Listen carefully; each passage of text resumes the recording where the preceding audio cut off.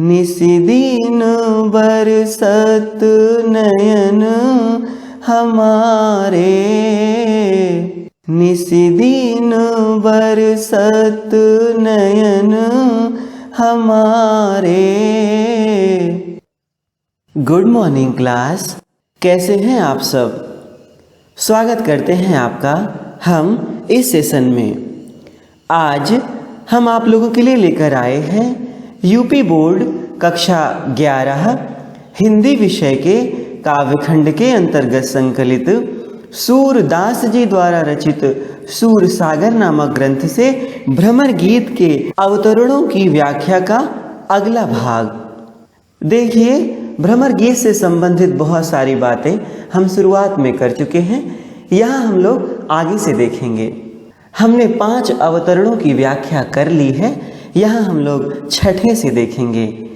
सूरदास जी कहते हैं कि उलाहना देने के क्रम में गोपियाँ उद्धव से कहती हैं कि कहत कत परदेसी की बात, कहत कत परदेसी की बात, मंदिर अरध अवधि बदी हम सो, हरियाहार चली जात, कहत कत परदेसी की बात। शशि रिपु बरस सूर रिपु जुगबर, शशि रिपु बरस सूर रिपु जुगबर, हर रिपु कीन्हो घात, कहत कत परदेसी की बात, कहत कत परदेसी की बात।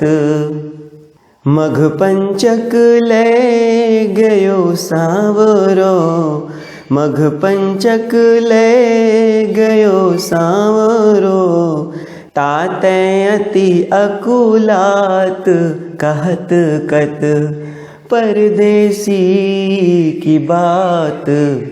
नखत बेद ग्रह जोरी अर्ध करी, नखत बेद ग्रह जोर अर्ध करी, सोई बनत अब खात, कहत कत परदेसी की बात।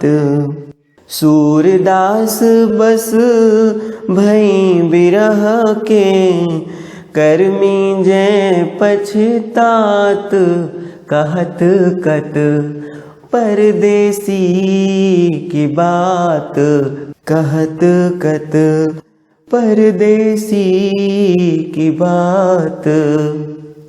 कैसी भावना है! देखिए, यह एक दृष्टकूट पद है, यानी इसका अर्थ बहुत अच्छे से निकालने पर ही अच्छे से निकलेगा। सूरदास जी साधारण पदों के साथ साथ कुछ दृष्टकूट पदों की भी रचना ऐसे कर दिया करते थे। इसका अर्थ गहराई से लिया जाएगा और अभी देखिएगा कितना सुंदर सा इसका अर्थ निकलेगा। गोपियाँ उद्धव से कहती हैं कि कहत कत परदेसी की बात। विरह में व्याकुल गोपियाँ अब त्रस्त हो गई उद्धव की बातों से, तो गोपियाँ उद्धव से कहती हैं कि हे उद्धव, आप कौन से परदेसी की बात करते हैं। गोपियाँ उद्धव को उलाहना देती हुई कहती हैं कि क्या तुम हमसे उस परदेसी श्री कृष्ण की बात करते हो। ऐसा कहने का मतलब है आप कौन से परदेसी की बात छेड़ रखे हैं। परदेसियों पर विश्वास करने योग्य नहीं होता, इनकी कथनी में इनकी करनी में अंतर होता है। इसलिए हे उद्धव, हमसे परदेसियों की बात ना करें।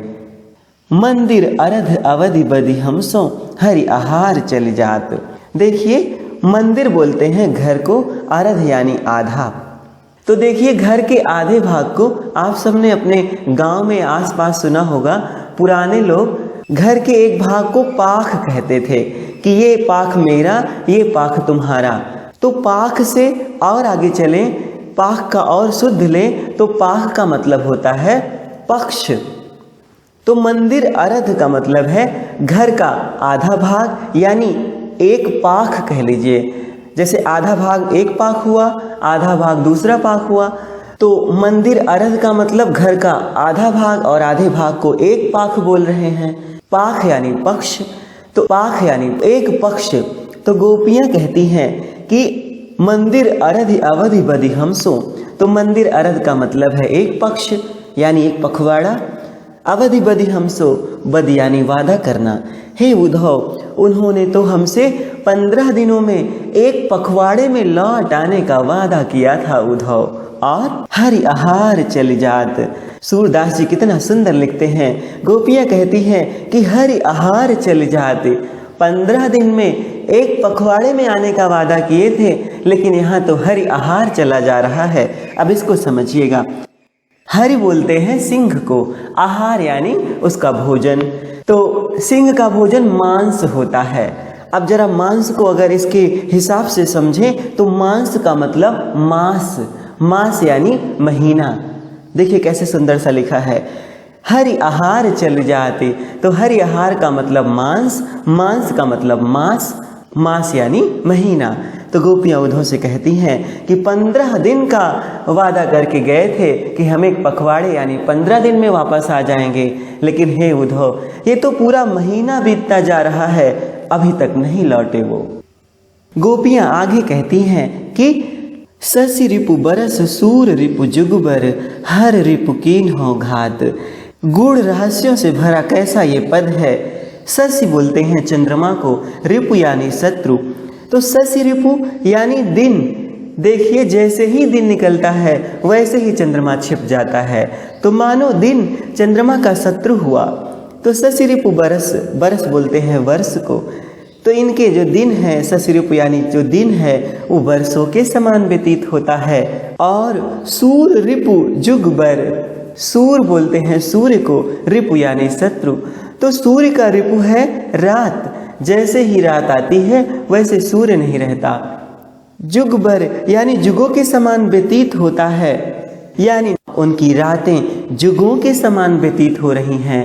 कहने का भाव है कि श्री कृष्ण के बिना गोपियों के दिन वर्षों के समान व्यतीत हो रहे हैं और उनकी रातें जुगों के समान व्यतीत हो रही हैं, यानी न दिन कट रहे हैं न रातें कट रही हैं। ऐसा गोपियों के दिन और रात बड़ी ही कठिनाई से कट रहे हैं।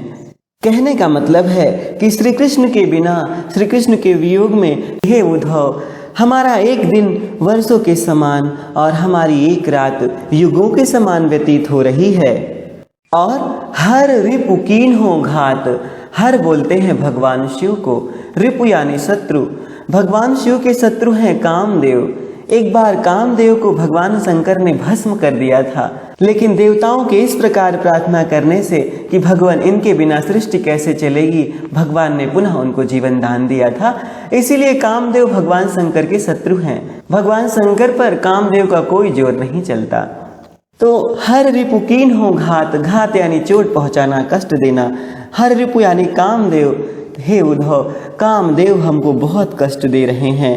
कहने का मतलब एक तो हमारे दिन नहीं कट रहे हैं, हमारी रातें युगों के समान लंबी हो रही हैं, और ऊपर से कामदेव हम पर घात लगाए बैठे हैं, यानी हम काम भावना से भी पीड़ित हैं उद्धव। हमको कामदेव ने त्रस्त कर रखा है। और मघ पंचक ले गयो सांवरो, ताते अति कुलात। देखिए इस लाइन का अर्थ लिया जाए तो मघ पंचक, देखिए 27 तरह के नक्षत्र होते हैं, उसमें से एक नक्षत्र है मघा। तो मघा से 5वां मघ पंचक, पंचक यानी 5वां, तो मघा नक्षत्र से 5वां नक्षत्र होता है चित्रा। तो चित्रा का अगर अर्थ लें इसके हिसाब से तो चित्रा का मतलब होगा चित्त, चित्त यानी मन। देखिए ये नक्षत्रों की सूची है, इसमें मघे से 5वां यानी मघे को भी जोड़ा जाएगा। मघा और उसके आगे 4 और नक्षत्र देखेंगे तो 5वां नक्षत्र यानी मघे से 5वां चित्रा आ रहा है। तो वही मघे से 5वां यानी चित्रा, चित्रा यानी चित्त, चित्त यानी मन। देखिए कैसे गहराई से अर्थ निकल पा रहा है इसका। गोपियां उद्धव से कहती हैं कि मघ पंचक ले गयो सांवरो। मघ पंचक यानी मघा नक्षत्र से 5वां नक्षत्र यानी चित्रा, चित्रा यानी चित्त, चित्त यानी मन। हे उद्धव, हमारा मन तो सांवरे ले गए, यानी श्री कृष्ण लेकर गए हैं, तातें अति कुलात। हे उद्धव, इसलिए तो हम और भी अधिक व्याकुल हैं, हम अत्यंत व्याकुल हैं। गोपियां आगे कहती हैं कि नखत वेद ग्रह जोरी अर्ध करी, सोई बनत अब खात। आइए इस लाइन का अर्थ समझें।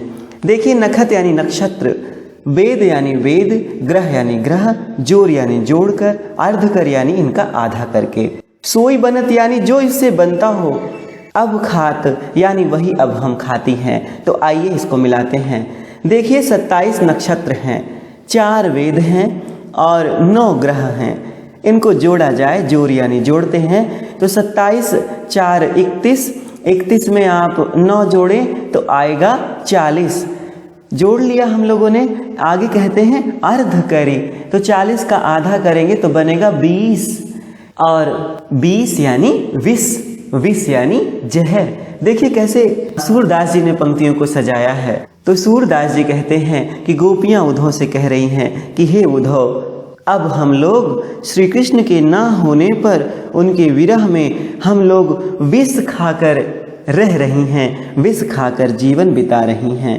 यानी अब तो हमारे लिए विष खाने के अलावा, जहर खाने के अलावा कोई चारा ही नहीं है उद्धव, कोई उपाय ही नहीं है। आगे गोपियां कहती हैं, सूरदास बस भई बिरह के, कर मींजे पछतात। गोपियां उद्धव से कह रही हैं कि हे उद्धव, अब तो हम विरह के वशीभूत हो गई हैं, यानी वियोग ने हमको अपने वश में कर लिया है। ये विरह की अग्नि अब अपने वश में करके हमको जला रही है। देखिए, कोई किसी के वश में हो जाता है तो जिसके वश में हुआ होता है उसी के अनुसार उसको कार्य करना पड़ता है। तो गोपियां उद्धव से कह रही हैं कि हे उद्धव, अब हम विरह के वशीभूत हो गई हैं, अब हम विरह से अत्यधिक पीड़ित हैं। कर मींजे पछतात, कर बोलते हैं हाथ को, मींजे यानी मींज कर, पछतात यानी पछताना। तो देखिए, जैसे कोई अवसर हमसे, हमारे हाथ से निकल जाए तो कहते हैं कि हाथ मींजते रह गए हम, वैसे ही गोपियां उद्धव से कह रही हैं कि हे उद्धव, अब तो हम हाथ मींज कर, हाथ मल कर केवल पछताते हैं कि ऐसे परदेसी से हम लोगों ने प्रेम ही क्यों किया। ऐसा देखिए कैसे वियोग से व्यथित हैं वो ब्रज की गोपांगनाएं। कितना सुंदर दृष्टकूट पद का ये उदाहरण था, बहुत ही गहराई से अर्थ निकलने वाला था इसका। देखिए, इसमें भी भाषा ब्रज है, रस इसमें वियोग श्रृंगार है, और छंद इसका गे पद है, और अनुप्रास अलंकार है, और श्लेष अलंकार है। देखिए, श्लेष अलंकार तो कई जगह प्राप्त हो रहा है, एक शब्द के एक से अधिक अर्थ निकल रहे हैं ना। जैसे हरि आहार का मतलब सिंह का आहार, उसका अर्थ है मांस, और मांस से एक अर्थ चिपका हुआ है मांस। इस प्रकार से श्लेष अलंकार की छटा तो देखते ही बन रही है। आइए और आगे चलते हैं। ये जो अगला पद है, ये गोपियों की विरह की असहनीय अवस्था का वर्णन करता हुआ हृदय को चीर जाता है, हृदय को भक्ति भावना से भर देता है। उन गोपियों की पीड़ा भी कितनी असहनीय थी। गोपियां उद्धव से कहती हैं कि हे उद्धव, निसी दिन बरसत नयन हमारे, निसी दिन बरसत नयन हमारे, सदा रहती पावस ऋतु हम पर, सदा रहती पावस ऋतु हम पर, जब तै श्याम सिधारे, निसी दिन बरसत नयन हमारे, दृग अंजन न रहत निसी बासर, दृग अंजन न रहत निसी बासर, कर कपोल भयकारे, निसी दिन बरसत नयन हमारे। कंचु की पट सूखत नहीं कबहू, उर बिच बहत पनारे।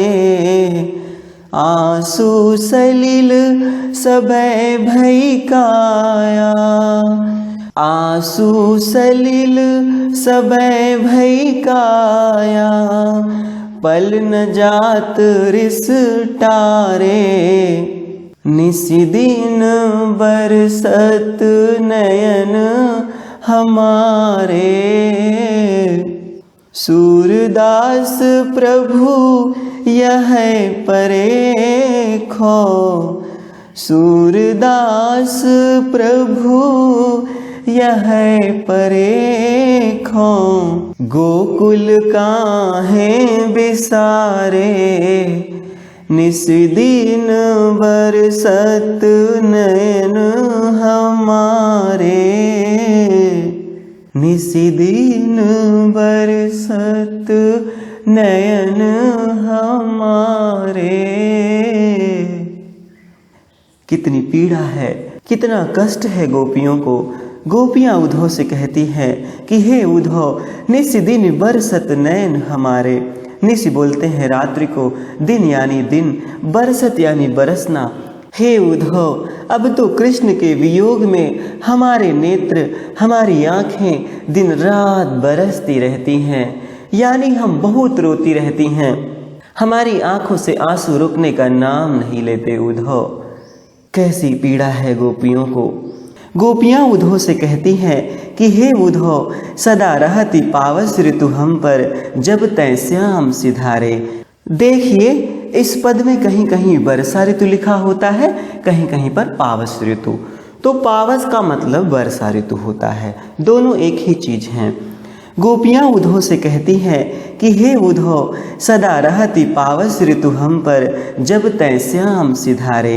हे उद्धव, जब से श्री कृष्ण गए हैं, सिधारे यानी गए हैं, तब से ऐसा लगता है कि हम पर सदैव वर्षा ऋतु छाई रहती है। जैसे वर्षा ऋतु में सदैव पानी बरसता रहता है, वैसे इनके लिए सदैव वर्षा ऋतु हो गई है। इनकी आंखें सदैव बरसती रहती हैं, सदैव इनकी आंखों से आंसू आते रहते हैं।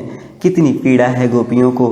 कहती हैं कि जब से श्याम यहाँ से चले गए हैं, जब से श्याम सुंदर ब्रज को छोड़कर चले गए हैं उद्धव, तब से तो हम पर वर्षा ऋतु छाई हुई है मानो। तब से हमारे नेत्र आंसुओं की निरंतर वर्षा करते हैं। कभी ये वर्षा ऋतु यानी अश्रु वर्षा कभी नहीं रुकती। आगे कहती हैं, दृग अंजन न रहत निशिबासर, कर कपोल भयकारे। दृग बोलते हैं आँख को, अंजन यानी काजल, निशिबासर यानी रात दिन। निशि बोलते हैं रात्रि को, बासर यानी दिन, कर यानी हाथ, कपोल यानी गाल। तो गोपियाँ उद्धव से कहती हैं कि हे उद्धव, क्योंकि हमारी आंखें निरंतर बरसती रहती हैं, इसलिए आँखों में जो काजल है आँखों का, वो रह नहीं पाता। दिन रात किसी भी समय आँखों का काजल आँखों में टिक नहीं पाता। भाई, जब निरंतर आँखों से अश्रु वर्षा हो रही है, तो भला काजल कहाँ से रुक सकता है। और कर कपोल भयकारे। हे उद्धव, उन आंसुओं को पोंछते पोंछते हमारे हाथ और कपोल यानी गाल, देखिए आंसू गालों से होकर नीचे गिरते हैं। तो गोपियाँ कहती हैं कि उन अश्रु वर्षा के कारण हमारी आँखों का काजल दिन या रात किसी भी समय हमारी आँखों में नहीं टिकता, और उसको पोंछने के कारण तथा गालों पर उस काजल युक्त आंसुओं के आने के कारण हमारे हाथ और हमारे गाल काले हो गए हैं। गोपियाँ उद्धव से कहती हैं कि हे उद्धव, आँखों में लगाया गया काजल रात या दिन में कभी भी टिक नहीं पाता। हमारी हथेलियाँ और हमारे गाल काले हो गए हैं। और इतना ही नहीं, वो आंसू आँखों से निकलकर गालों से होते हुए वक्षस्थल की ओर बहते हैं। तो आगे गोपियाँ कहती हैं कि कंचु की पट सूखत नहीं कबहू, उर बिच बहत पनारे। कंचु की पट यानी चोली का वस्त्र, यानी ऊपर का वस्त्र। सूखत यानी सूखना, कबहू यानी कभी। उर बोलते हैं हृदय को, बिच यानी बीच, पनारा यानी नाली या निरंतर बहने वाली जल की धारा। तो गोपियां कहती हैं कि हे उद्धव, निरंतर अश्रु वर्षा होने के कारण हमारा ये ऊपर का वस्त्र कभी सूखने ही नहीं पाता। भाई निरंतर वो रो रही हैं, तो जिसके कारण उनका ऊपर का वस्त्र सूख ही नहीं पा रहा है और आंसू वक्षस्थल के बीचों बीच से निकल रहे हैं। तो गोपियां कहती हैं कि हे उद्धव, हमारे हृदय के बीचों बीच मानो अश्रु की नाली बह रही हो, यानी निरंतर रोते रहने के कारण हमारा ऊपर का वस्त्र नहीं सूख पाता और हमारे हृदय के बीचों बीच से अश्रुओं की धारा निरंतर बहती रहती है उद्धव, मानो कोई नाली बह रही हो अश्रुओं की। आगे कहती हैं, आंसू सलिल सबे भई काया, पल न जात रिस टारे। गोपियां उद्धव से कहती हैं, सलिल बोलते हैं जल को, हे उद्धव, निरंतर आंसू बहने के कारण हमारी पूरी काया, हमारा पूरा शरीर सलिल हो गया है, जलमग्न हो गया है, यानी पूरा शरीर आंसुओं के रूप में, पूरा शरीर जल के रूप में परिवर्तित हो गया है, पूरा शरीर ही आंसू का जल हो गया है। कहने का मतलब पूरा जीवन ही अश्रुमय हो गया है, दुखमय हो गया है। और पल न जात रिस टारे, रिस बोलते हैं क्रोध को, पल न जात यानी एक पल के लिए नहीं जाता, टारे यानी टलना। गोपियां उद्धव से कहती हैं कि हे उद्धव, और अगर हम एक पल को भी क्रोध से भी उसको हटाना चाहें तो वो तब भी नहीं हटता, यानी हम अगर इन आंसुओं को दूर करने का प्रयत्न भी करें, क्रोध भी करें कि आंसू बंद हो जाएं, फिर भी ये एक पल के लिए इन आंसुओं का टपकना बंद नहीं होता, यानी हम निरंतर रोती ही रहती हैं। आगे कहती हैं, सूरदास प्रभु यह परेख हो, गोकुल काहे बिसारे। गोपियां उद्धव से कहती हैं कि हे उद्धव, हमें तो सिर्फ यही दुख है, हमें तो सिर्फ एक बात का पश्चाताप है, परेखो यानी पश्चाताप, कि आखिर श्री कृष्ण ने गोकुल को छोड़ क्यों दिया, श्री कृष्ण ने गोकुल को क्यों बिसरा दिया, हम ब्रजवासियों को श्री कृष्ण ने क्यों बिसरा दिया। यही एक पश्चाताप रहता है उद्धव कि आखिर क्या ऐसा हो गया जो हम ब्रजवासियों को श्री कृष्ण ने भुला दिया, गोकुल को श्री कृष्ण ने भुला दिया।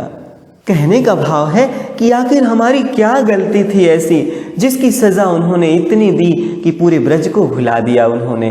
ये समझ नहीं आ रहा है, यही पश्चाताप रह रहा है उद्धव। सचमुच विरह वेदना की पराकाष्ठा तो देखिए, गोपियों की असहनीय पीड़ा तो देखिए। इस पीड़ा के दृश्य से हमें एक भाव याद आ रहा है कि ये प्रेम का मार्ग जो है सचमुच बहुत कठिनाइयों से भरा हुआ है। गोपियों ने श्री कृष्ण से अथाह प्रेम किया और उनको बदले में मिली वेदना, जीवन भर का रुदन, प्रलाप, मूर्छा, ये सब उनको मिला। इसीलिए तो कहते हैं कि प्रेम नगर की डगर है कठिन रे, बटो ही न करना बसेरा,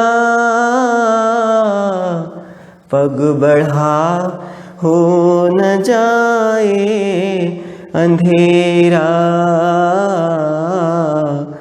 पग बढ़ा हो न जाए अंधेरा। प्रेम नगर की डगर है कठिन रे, बटो ही न करना बसेरा, पग बढ़ा हो न जाए अंधेरा, पग बढ़ा हो न जाए अंधेरा।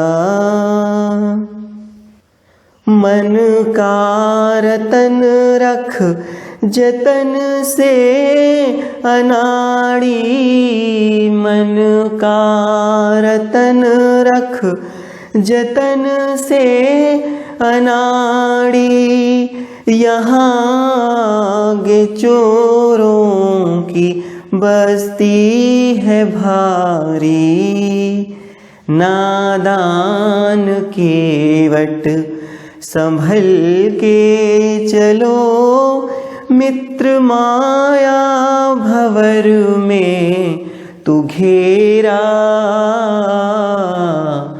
पग बढ़ा हो न जाए अंधेरा,